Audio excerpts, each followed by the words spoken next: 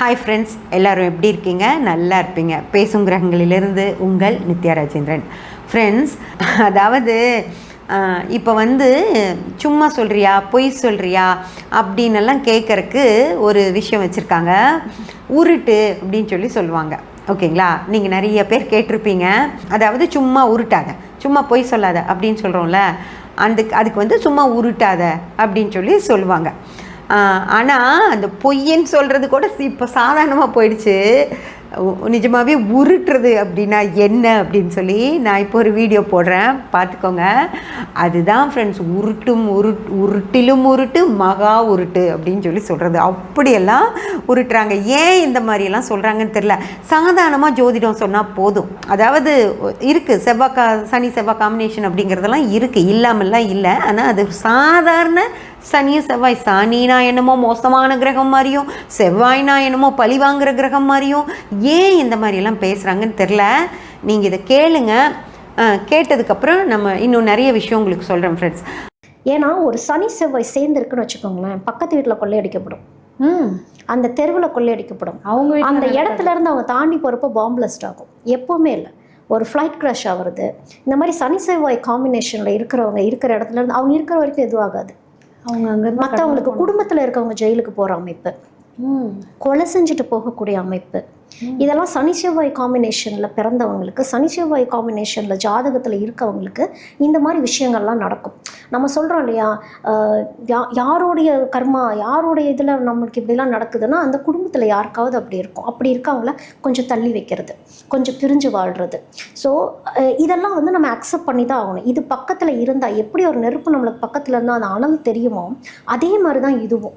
Okay friends, அதாவது சனி செவ்வாய் சேர்ந்துருந்தா ஜெயிலுக்கு போகணுமா, பாம் வெடிக்குமா, திருட்டு நடக்குமா, கொலை நடக்குமா, கொள்ளை நடக்குமா, இது அத்தனையும் சனியும் செவ்வாயும் செய்யும். சனிக்கும் செவ்வாய்க்கும் ஏன் என்ன பிரச்சனை? சனியும் செவ்வாயும் என்ன அவ்வளோ கொடூரமான கிரகங்களா? சனியும் செவ்வாயும் இல்லைன்னா என்ன சொல்கிறேன்னு எனக்கு தெரியல ஃப்ரெண்ட்ஸ். இதெல்லாம் இப்படியெல்லாம் நடக்கவே நடக்காது.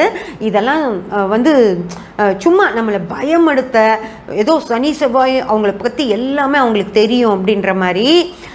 சனி செவ்வாய் சேர்ந்திருக்கிற ஒரு ஜாதகர் இருக்கிற ஸ்ட்ரீட்டில் கொள்ளை நடக்கும் அப்படின்னு சொல்கிறாங்க. இதை பற்றி நான் உங்களுக்கு சொல்கிறேன், நீங்களே யோசிச்சு பாருங்கள். அதாவது ஒரே கட்டத்தில் 2.5 வருஷம் சனி இருக்கும் ஃப்ரெண்ட்ஸ். ஓகேங்களா? அதில் செவ்வாய் 2 ரவுண்ட் அடிச்சுட்டு வந்துடும். இதில் சனி இருக்கிற கட்டத்துக்கு இந்த 12 கட்டத்தையும் சுற்றி செவ்வாய் 2 தடவை வந்துட்டு போயிடும். அப்படி செவ்வாய் வரும்போது 1.5 மாதம் சனி இருக்கிற கட்டத்திலேயே தான் செவ்வாய் இருக்கும். அப்போது 1.5 மாதம் இந்த தமிழ்நாட்டில் மட்டும் ஒரு நாளைக்கு 2500 பிறப்பு விகிதம் எடுத்து பாருங்கள், நீங்கள் கூகுளில் இருக்கும். 2500 குழந்தைங்க ஒரு நாளைக்கு பிறக்குது ஃப்ரெண்ட்ஸ். சனி இருக்கிற கட்டத்துக்கு செவ்வாய் வரும்போது 1.5 மாதம் இருக்கும். அதாவது 45 நாட்கள். அந்த 45 நாட்களுக்கு 1,25,000 குழந்தைங்க நம்ம தமிழ்நாட்டில் மட்டும் பிறக்கிறாங்க. ஓகேங்களா? அது மாதிரி சனி இருக்கிற கட்டத்தை 2 தடவை செவ்வாய் கடந்து போகும். ஓகேங்களா? அப்போ 1.5 லட்சம் குழந்தைங்க சனி ஒரு கட்டத்தில் செவ்வாயோடு இருக்கும்போது பிறந்துருவாங்க. அந்த மாதிரி 30 வருஷத்தில் சனி சுற்றி வரும், செவ்வாய் கடந்து போகும். அந்த ஒவ்வொரு கட்டத்தில் இருக்கிறப்பவும் 2.5 லட்சம் குழந்தைங்க பிறக்கிறாங்க அப்படின்னு வச்சுக்கோங்க. அப்போது எவ்வளோ பேர் பிறக்கிறாங்க? சரி, நம்ம ஒரு கட்டத்தையே கணக்கு வச்சுக்கலாம். 2.5 லட்சம் குழந்தைங்க பிறக்கிறாங்க அப்படின்னா தமிழ்நாட்டில் 2.5 லட்சம் வீதி தான் இருக்கும் ஃப்ரெண்ட்ஸ். ஒரு வீதியில் ஒரு செவ்வாய் சனி சேர்க்கை இருக்குது. எல்லா வீதியிலையும் கொள்ளை நடந்துக்கிட்டே இருக்கா. எத்தனை கொள்ளை சம்பவம் இதாகும், கவுண்ட் ஆகும்? யோசிச்சு பாருங்கள்.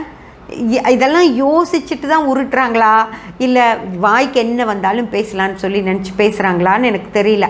ஓகேங்களா? அந்த ஒரு கட்டத்தில் சனி இருந்தது அப்படின்னா சும்மா ஒரு அப்ராக்சிமேட் கணக்குக்கு 2.5 லட்சம் பேர் அந்த கட்டத்தில் செவ்வாய் வந்துட்டு போச்சுன்னா 2.5 லட்சம் பேர் அந்த டைமில் பிறந்துருவாங்க. 2.5 லட்சம் பேர்த்துக்கு சனி செவ்வாய் சேர்ந்து தான் இருக்கும். அவங்களுக்கெல்லாம் இது மாதிரியெல்லாம் நடக்குதா?